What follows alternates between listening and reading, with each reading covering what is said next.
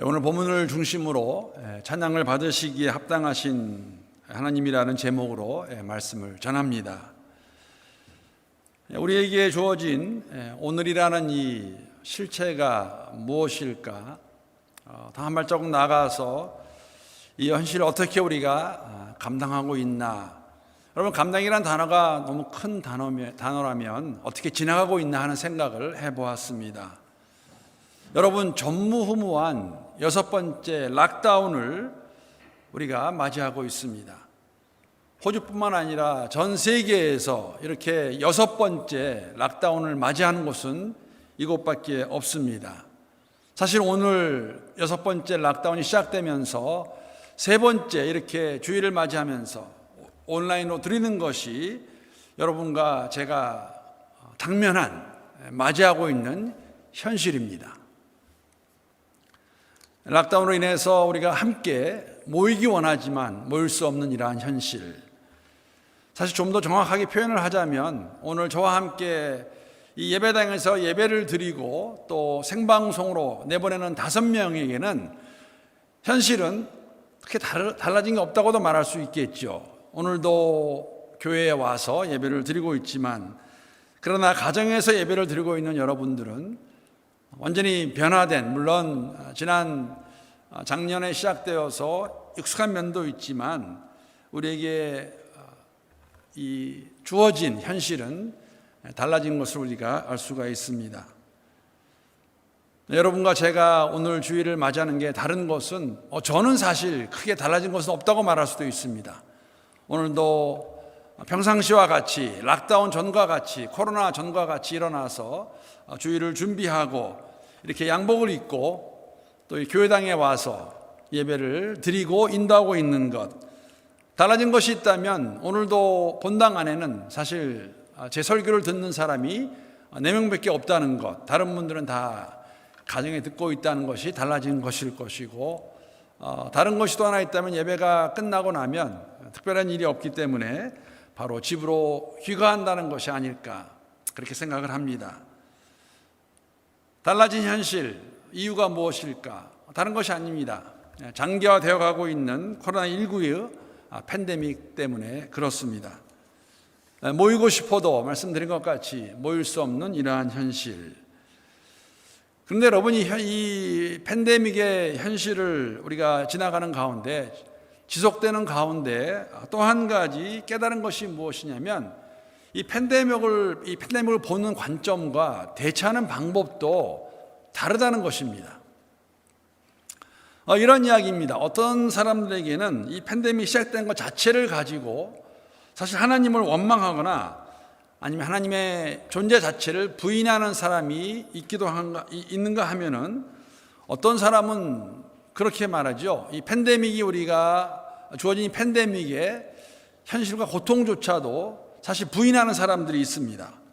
이렇게 믿는 사람들은 우리가 일반적으로 어떤 음모론을 믿고 있다고 그렇게 말하고 하는데, 여러분, 사실 이 음모론이 여러분 아시겠지만 시간이 지나면서 그 내용과 범위도 바뀌며 더 확대되는 그러한 느낌을 가지게 됩니다. 여러분, 그 초기에는 이런 말이 있었습니다. 그 마스크 착용에 대한 거부감 등으로 또 방역 대책의 실효성을 의심하는 그러한 단계로서 이렇게 말했다면, 시간이 지나면서 이런 말 하죠. 코로나19의 그 피해가, 위험성이 과장됐다. 조금 전에 말씀드린 것 같이 어떤 사람들은 이거 없다, 이거 사실이 아니다, 그렇게 말을 하기도 합니다. 사실 이렇게 시작된 음모론, 시간이 지나면서 백신에 대한, 들으셨겠지만 불신으로까지 지속되고 있는 것 우리가 알고 있습니다. 저도 사실 기억이 납니다. 막 이 코로나19가 시작되었을 때 처음에 그런 얘기 있었습니다. 여러분 아시겠지만 그 빌 멀린다 그 재단에서, 특히 그 빌 게이츠가 지난 20년 동안 그 재단을 통해서 전염병과 백신 연구를 지원해 왔는데, 그런 얘기 있었죠. 빌 게이츠가 이 바이러스를 만들어서 퍼뜨렸고, 백신을 만든 다음에 그 안에다가 마이크로칩을 넣어가지고 전 인류를 감시하려 한다, 그러한 음모론 있었는데, 지금 어디까지 왔냐면 그런 말도 합니다. 이 백신을 맞게 되면 유전자에 변형이 생기고 또 몸도 마음도 다 조종할 수 있고 마침내는 죽는다. 백신을 맞으면 안 된다. 그러한 기사 또 이야기를 보고 듣게 됩니다. 저는 개인적으로 굉장히 감사한 것은 그런 음모론 당연히 믿지 않지요. 지난주 월요일 날 아내와 제가 백신 접종을 끝냈다는 것 얼마나 감사한지 모르겠습니다. 여러 가지 이야기들이 있습니다. 소리들이 납니다. 이러한 여러 가지 소리들이 난무하는 가운데서 사실 어떤 성도님 한 분이 저와 나눠진 이야기인데 이 소리를 들으면서 많이 짜증이 났었고 본인도 사실 그 이야기를 들으면서 반응한 것이 참 좀 약간 후회된다는 그러한 이야기를 들었는데 이러한 이야기입니다. 우리 성도님의 어떤 지인이 이런 말을 했다고 합니다. 아마 교회 다니는 거 아시고 예수 믿는 거 아니까 이런 말 한 것 같습니다. 너희 하나님이 이 세상을 왜 이렇게 만드냐? 라면서 따지듯이 질문을 해올 때에 이 성도님도 좀 짜증이 나셨던 것 같아요. 세상이 이렇게 되는 것이 왜 우리 하나님 탓이냐라고 되물었고 약간은 좀 따지듯이 또 짜증 섞인 그러한 반응 보인 것에 대해서 후회한다는 그러한 이야기를 저와 함께 나누어 주었습니다. 여러분 어떻게 생각하십니까? 오늘 우리가 당면하고 있는 코로나19의 팬데믹이 누구의 잘못이라고 생각하십니까? 아니 혹시 하나님이 이렇게 만드셨다고 생각하는 분은 없는지 모르겠습니다. 좀 더 근본적인 그러한 질문을 드린다면 교회인 여러분과 제가 믿는 사람들은 이 팬데믹의 이유를 분명히 안다고 말할 수 있을까? 알아야 되는 것이 맞을까 하는 그러한 질문을 우리 스스로에게 한번 해봅니다. 사실 여러분 이 질문에 대한 답도 다른 각도로 접근할 수 있는 것을 제가 얼마 전에 읽은 기사를 통해서 확인할 수가 있었습니다. 2020년 4월 14일자 국민일보의 기사인데 그 제목이 이렇습니다.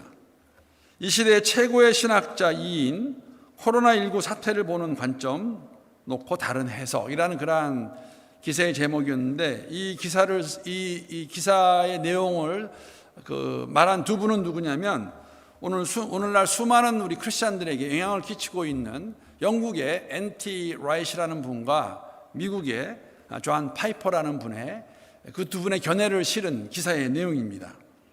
이 두 분 모두 다 신학자이시고 또 목회자이십니다.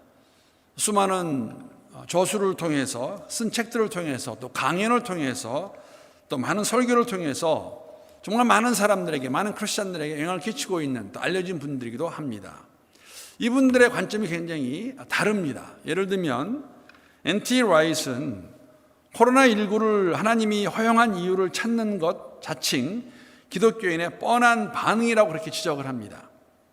반면에 존 파이퍼는 이러한 상황 속에서 하나님의 뜻을 알고자 하는 건 뻔한 게 아니다라고 그렇게 반응합니다.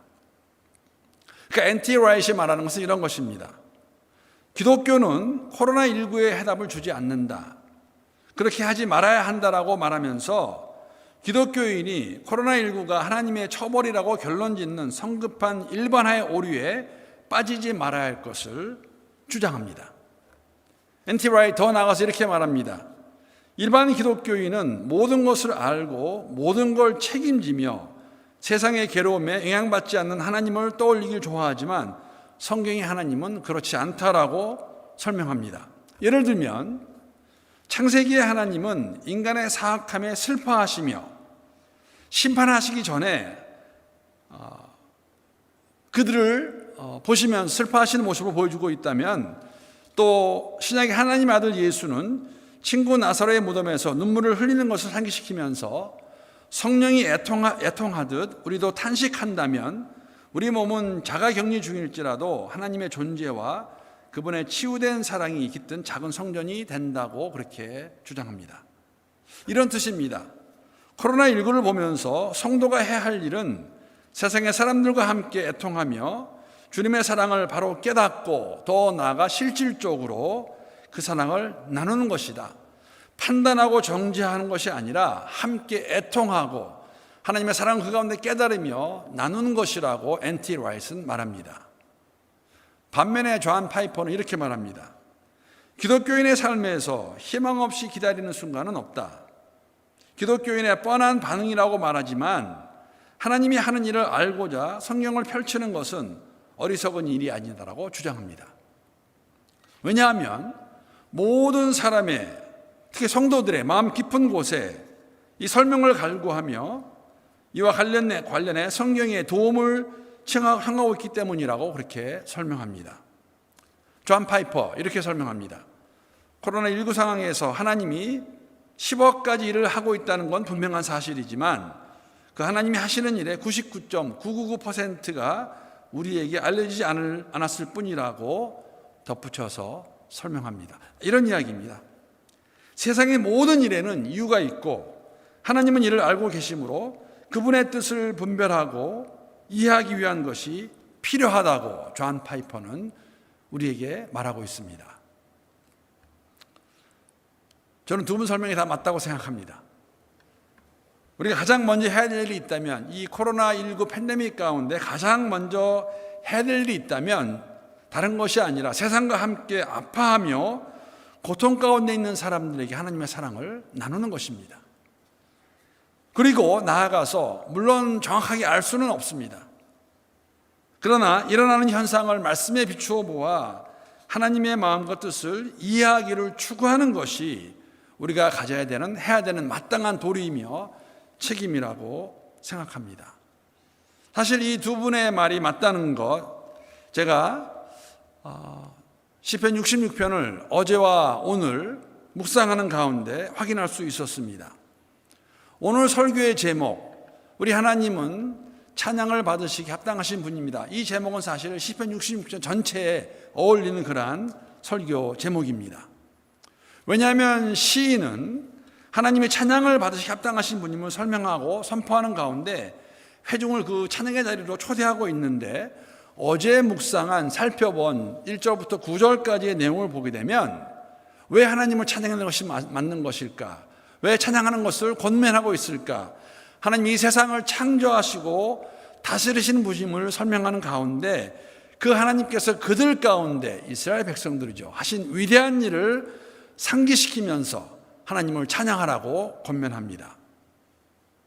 출애굽한 이스라엘 백성들을 향해서 쫓아오는 바로의 군대 앞에서 하나님이 홍해를 가르셔서 그 백성이 마른 땅을 걷게 하셨습니다. 마른 땅을 걸어가게 하시는 그 하나님을 시인은 이스라엘 백성들에게 다시 한번 리마인드하고 있는 것이죠.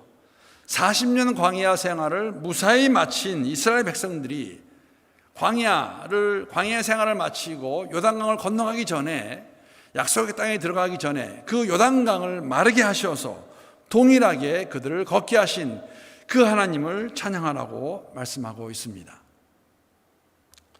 N.T. 라이트이 코로나19의 팬데믹의 상황 가운데서 우리가 해야 할 일, 가장 먼저 해야 될 일이 있다면 고통 가운데 있는 자들과 함께 탄식하며 애통하는 가운데, 자가격리 가운데 있지만 그 가운데에서 우리와 함께 하시는 하나님의 그 사랑을 깨닫고 이해하고 나눠야 된다는 것, 주장하는 그 근거가 여기 있지 않을까요?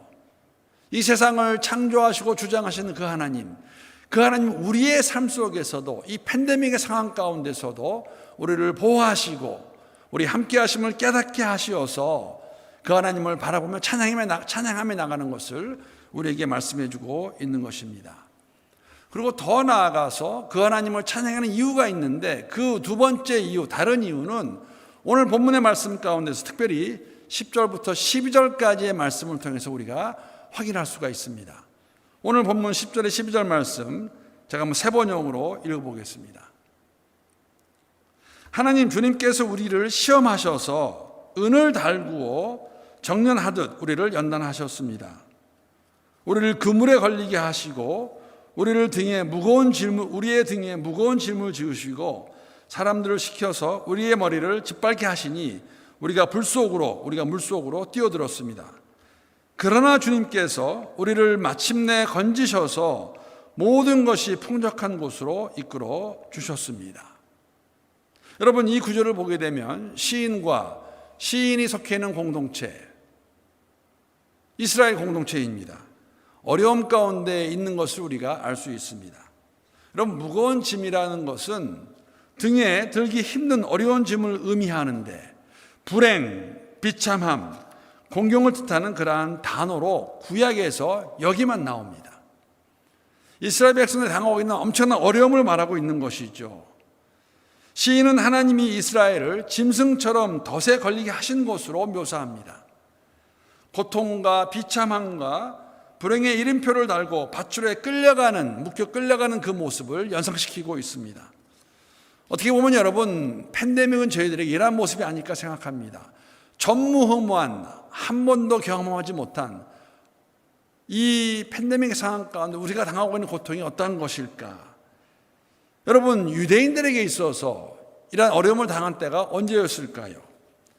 이스라엘 백성들이 포로로 끌려가는 장면을 연상시키고 있는데, 여러분, 이때가 언제입니까? 조금 전에 말씀을 드린 것 같이 사람들이 그들의 머리를 짓밟게 한다고 그렇게 표현하고 있는데, 여러분, 이 장면은 전쟁의 승리자들이 패배한 자들의 목 또는 머리를 짓밟는 그러한 끔찍한 상황을 묘사하는 그러한 모습입니다. 마치 극과 극을 이루는 불과 물을 통과하는 것 같은 상황으로 시인은 이스라엘 백성들이 이러한 모습을 설명하면서 더 나아가서 그런데 반전을 저희들에게 보여주시죠. 이 모든 것이 하나님이 그들을 은과 같이 연단시키기 위한 단련의 과정이라고 말해주고 있습니다. 그들을 더욱 풍부한 곳으로, 곧 충만과 넘침으로 가득한 곳으로 인도하기 위해서 목적 있는 과정임을 시인이 그들에게 설명해 주면서 하나님을 찬양하라고 그들을 초대합니다. 하나님이 이스라엘을 끌어서 그물에 걸리게 하시고 어려운 짐을 그들의 허리에 매게 하셨습니다. 사람들이 머리 위에 짓밟고 지나가는 치욕을 받게 하셨습니다. 이스라엘은 불과 물을 통과하는 그러한 연단의 과정을 걸어갔습니다. 하나님이 이스라엘을 노예로 삼으셨습니다. 노예가 되게 하셨습니다. 아수르에 의해 짓밟게 하시고 바벨론의 포로가 되게 하셨습니다. 그런데 이러한 모든 것을 가게 하신 이유가 그들을 연단하셔서 순수하게 만드시고 그들의 믿음을 정금같이 만드셔서 더 풍족한 곳으로, 좋은 곳으로 복을 주시기 위해서 그 과정을 걸어가게 하셨다고 시인의 입술을 통하여 저희들에게 말씀해 주고 있습니다. 사랑하는 성도 여러분, 팬데믹을 맞이한 우리가 가져야 되는 마음과 생각이 무엇이 되어야 할까? 이 팬데믹을 통해서 하나님께서 우리에게 주시는, 우리가 깨닫기 원하시는 것이 있다면 무엇일까? 저는 이렇게 설명을 드리기 원합니다. 오늘 본문의 말씀을 통하여서 팬데믹을 통해 우리를 단련시키시는 하나님의 손길을 볼 수 있으면 좋겠습니다. 그래야 해서 이러한 시인의 고백이, 이스라엘 공동체의 고백이 우리의 고백이 될 수 있기를 함께 기도합니다. 우리를 훈련시키셔서 단련시키고 계신데 그 하나님의 손길을 볼 수 있으면 좋겠습니다. 여러분, 교회가 함께 사용하고 있는 매일 성경을 보게 되면 이 부분에 대한 설명을 하면서 마지막에 가서 이러한 질문을 저희들이 하고 있습니다. 그 질문을 보게 되면 우리의 삶을 되돌아보게 하는 그런 질문입니다. 어떤 질문이냐면, 하나님께서 내게 아직 남아있다고 말씀하시는 죄악의 불순물은 무엇인 것 같습니까? 팬데믹이 끝나지 않았습니다. 우리가 이구동성으로 함께 인정하는 그러한 현실입니다. 델타 변이로 인해서 사실 시작보다 더 안 좋은 상황에 들어가 있습니다. 이러한 가운데서 하나님이 우리에게 아직 남아있다고 생각하시는, 또 말씀하시는 죄악의 불순물이 있다면 그것이 무엇일까요? 우리의 나타임이 아닐까 생각해 봅니다. 우리의 안일함이 아닐까 생각해 봅니다. 우상 숭배가 될 수도 있습니다. 성적인 타락이 될 수도 있습니다. 외식하며 가식하는 모습이 될 수도 있다고 생각합니다. 여러분, 이렇게 생각하는 이유 중 하나가 무엇이냐면, 저희가 지난주 화요일 날 다 아시는 것과 같이 이사야서의 묵상을 마쳤습니다. 수요일부터 우리가 시편을 묵상 시작했는데, 여러분, 이사야서의 마지막 장인 66장을 끝내면서 여러분, 그 마지막 구절에 그 내용이 사실은 저희들에게 경고의 말씀으로, 위로의 말씀으로 다가오는 것을 우리가 알 수가 있습니다. 여러분, 이사야서 66장 24절, 이사야서의 마지막 구절입니다. 충격적인 내용이라고 말할 수 있습니다. 제가 한번 읽어보겠습니다. 그들이 나가서 내게 패역한 자들의 시체들을 볼 것이라. 그 벌레가 죽지 아니하며 그 불이 꺼지지 아니하며 모든 혈육에게 가증함이 되리라. 여러분, 여기서 그들은 누구냐면 하나님이 새롭게 창조할 새하늘과 새 땅에서 예배하는 사람들입니다. 이 새하늘과 새 땅에서 예배할 사람들은 이스라엘뿐만 아니라 모든 혈육, 모든 사람, 모든 열방이 함께 예배하는 모습을 저희들에게 보여주고 있습니다. 그런데 이들이 목격할 것이 무엇인가를 이렇게 말씀해 주고 있는 것입니다. 하나님을 거부하고 하나님께로 돌아오지 않는 자들에게 임할 심판의 모습을 이사야 66장 마지막 구절에 보여주고 있습니다. 시체를 파먹는 벌레와 꺼지지 않는 불과 함께 심판이 있을 그 모습을 저희들에게 보여주고 있는 것이죠. 제가 그 마지막 24절 말씀 세 번역으로 다시 한번 읽어보겠습니다. 그들이 나가서 나를 거역한 자들의 시체들을 볼 것이다. 그들을 먹는 벌레가 죽지 않으며 그들을 삼키는 불도 꺼지지 않을 것이니 모든 사람이 그들을 보고 소름이 끼칠 것이다. 이런 생각을 가져보았습니다. 팬데믹을 통해 볼 수 있는 상황들을 통해서 이 상황 가운데서 우리가 새롭게 새 하늘과 새 땅, 하나님의 나라에 속한 백성으로서 우리 허락하신 이 삶 가운데서 하나님을 두렵고 떨리는 마음으로 우리의 구원을 이뤄가는 잘 살아내는 그러한 우리 모두가 될 수 있기를 바라는 것이 아닐까. 우리에게 보여주시는 죄악된 모습들을 철저히 회개하고 거룩한 자로 의인으로서의 삶을 살아낼 수 있는 우리가 되어야 되는 것이 아닐까 다시 한번 생각해 보았습니다. 사랑하는 성도 여러분, 팬데믹은 하나님이 은처럼 단련시키기 위해서 이스라엘 백성들에게 행하셨던 것 같이 우리의 삶 속에서도 우리를 단련하시기 위해서 일하고 계시는 것을 함께 볼 수 있기를 바랍니다. 우리를 훈련시키시고 단련시키시는 좋으신 하나님, 그 하나님을 찬양합니다. 우리를 단련시키는 하나님은 우리의 찬양을 받으시기에 합당하신 분이십니다. 오늘 본문 말씀 보게 되면 이 하나님, 우리의 찬양을 받으시기에 합당하신 하나님은 사실 우리의 기도를 들어주심을 오늘 시인의 입술을 통해 저희들에게 말씀해 주고 계십니다. 오늘 본문 19절 20절 말씀입니다. 그 말씀 보게 되면 그러나 하나님이 실로 들으셨으며 내 기도 소리에 귀를 기울이셨도다. 하나님을 찬송하리도다. 그가 내 기도를 물리치지 아니하시고 그의 인자하심을 내게서 거두지도 아니하셨도다. 시인은 하나님을 두려워하는 자들에게 그들의 기도에 응답하실 것을 말씀해 주시며 상기시켜 주고 있습니다. 우리를 은같이 단련시키셔서 우리가 거룩한 자로 나와서 하나님을 두려워하는 자로 나왔을 때 우리의 기도를 들어주시는 것을 말씀해 주고 있습니다. 여러분, 시인이 잘해서 기도 응답을 해주시는 것이 아닙니다. 하나님이 연약한 시인의 죄악을 마음에 두지 않으시고 용서해 주시기 때문에 그의 기도가 상달되는 것을 저희들에게 말씀해 주고 있고 응답받는 것을 저희들에게 말씀해 주고 있습니다. 시인의 기도를 물리치지 아니하시는 것이죠. 왜 물리치지 아니하실까? 사실 시인은 하나님의 마음을 이해하고 있었습니다. 그의 기도를 드신 하나님, 오늘 본문 18절에 보게 되면 이러한 시인의 고백을 저희들이 들을 수 있습니다. 내가 나의 마음에 죄악을 품었더라면 주께서 듣지 아니하시리라. 여러분이 죄악이라는 것은 해로움과 고통, 속임, 불의, 거짓, 우상을 숭배하는 것까지 포함하는 광범위한 죄를 가리키는 그러한 단어입니다. 우리 마음의 의도, 우리의 마음의 생각, 양심까지도 다 포함하는 그러한 단어입니다. 그래서 시인 하나님 앞에 나오면서 그의 안에 죄악이 있다면 하나님 듣지 않는 것을 인정하는 가운데 그의 마음을, 그 죄악을 다 하나님께 아뢰었고 용서받고 하나님께 나와서 부르짖을 때에 하나님이 그의 기도를 들으심을 그가 고백하며 공동체에게 그 하나님을 선포하고 있는 것을 우리가 알 수 있습니다. 여러분, 그렇습니다. 어쩌면 팬데믹의 이 상황 가운데에서 반복해 보여주시는 것은 아직까지도 남아있는 죄악들이 있다면 철저하게 회개하고 주 앞에 나왔을 때에 주님께서 우리의 기도를 들어주심을 우리에게 말씀해 주고 있는 것이 아닌가 생각합니다. 여러분, 이 말씀은, 지금 시인이 고백하는 이 말씀은, 이 시편의 말씀은 오늘도 동일하게 저희들에게 적용되는 말씀입니다. 사도 요한의 서신을 통해서 우리에게 주시는 약속의 말씀이기도 합니다. 여러분, 요한일서 1장 9절 말씀 보게 되면 이렇게 기록하고 있습니다.